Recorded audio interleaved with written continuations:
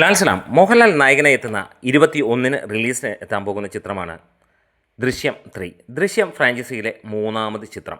ഈ സിനിമയുടെ fan shows അതായത് ഇന്ന് 5-ാം തീയതിയാണ്. ഏകദേശം 17 ദിവസങ്ങൾക്ക് മുമ്പ് തന്നെ 50ഓളം ഫാൻ ഷോസ് കടന്നിരിക്കുകയാണ്.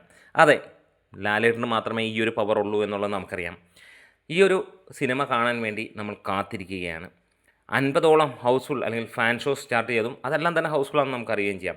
ഇനിയും വരാനിരിക്കുന്നു. ഈ കുറി അത് റെക്കോർഡ് തന്നെയായിരിക്കും. ലാലേട്ടൻ്റെ പിറന്നാൾ ദിനത്തിലാണ് ഈ ഒരു സിനിമ ഇറങ്ങാൻ പോകുന്നത്. ഈ ദൃശ്യം 3യിലെ ഫ്രാഞ്ചൈസി ഇറങ്ങാൻ പോകുമ്പോൾ, ഫ്രാഞ്ചൈസിയിലെ 3 ഇറങ്ങാൻ പോകുമ്പോൾ ഒരു കാര്യം ഉറപ്പിക്കാം, ഇതുവരെ കണ്ട ത്രില്ലർ ആയിരിക്കില്ല, അതിന് മുകളിൽ നിൽക്കുന്ന ഒരു ത്രില്ലർ തന്നെയായിരിക്കും.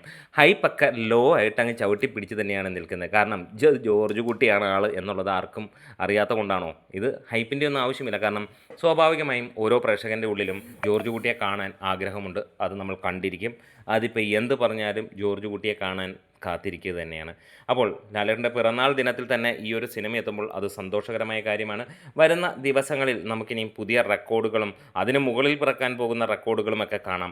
എന്തായാലും ദൃശ്യം 3 ഇറങ്ങാൻ പോകുമ്പോൾ മറ്റൊരു സന്തോഷ വാർത്തയാണ് നമ്മുടെ മനസ്സിൽ തോന്നുന്നത്. വേറെ ഒന്നുമല്ല, നമ്മൾ ആഘോഷിക്കും. വേറെ ഒന്നുമല്ല, മലയാളത്തിലെ ആദ്യ 500 കോടി ചിത്രം എന്നുള്ളത്. ഇത് മാറ്റമൊന്നുമില്ല. പലരും ഇപ്പോഴേ തള്ളി 500 എത്തിക്കല്ലേ എന്നുള്ളതൊക്കെ പറയുമായിരിക്കാം. എന്നിരുന്നാലും പറയുകയാണ്, ഇങ്ങനെ ആഘോഷിക്കുന്ന ഒരു മുഹൂർത്തമുണ്ടാകും. അപ്പോൾ ഈ വീഡിയോ നിങ്ങൾ ഒരിക്കൽ കൂടെ കാണാം. നമ്മുടെ ഇനിയുള്ള വീഡിയോസിലും നമ്മൾ ഇതൊക്കെ തന്നെ പറയും എന്നുള്ളതിനും യാതൊരു സംശയവുമില്ല. കാരണം ദൃശ്യം 3 മലയാളത്തിൽ അത്രത്തോളം അർഹിക്കപ്പെടുന്ന ചിത്രമാണ്. ദൃശ്യം 3 മലയാളത്തിൽ 500 കോടി നേടുന്ന ആദ്യ ചിത്രമാകുമെന്ന് ഏറെക്കുറെ നമുക്ക് ഉറപ്പുമാണ്. അപ്പോൾ ആരൊക്കെയാണ് ഈ ഒരു നല്ല സിനിമ കാണാൻ വേണ്ടി കാത്തിരിക്കുന്നത് ഒന്ന് കമൻസിലൂടെ പറയാം. അപ്പോൾ ഫാൻ ഷോസിന് ടിക്കറ്റ് എടുത്തവരും കിട്ടാത്തവരുമൊക്കെ ഒന്ന് കമൻസിലൂടെ വരാം. ഒന്ന് തകർത്തേക്കുക. ഒപ്പം ഷെയറും ലൈക്കുമൊക്കെ ഒന്ന് ചെയ്യുക. സബ്സ്ക്രിപ്ഷൻ നിങ്ങൾക്ക് ഇഷ്ടമാണെങ്കിൽ ഒന്ന് ചെയ്യുക. അല്ലെങ്കിൽ പ്രശ്നങ്ങളൊന്നുമില്ല. അപ്പോൾ ലാൽ സലാം.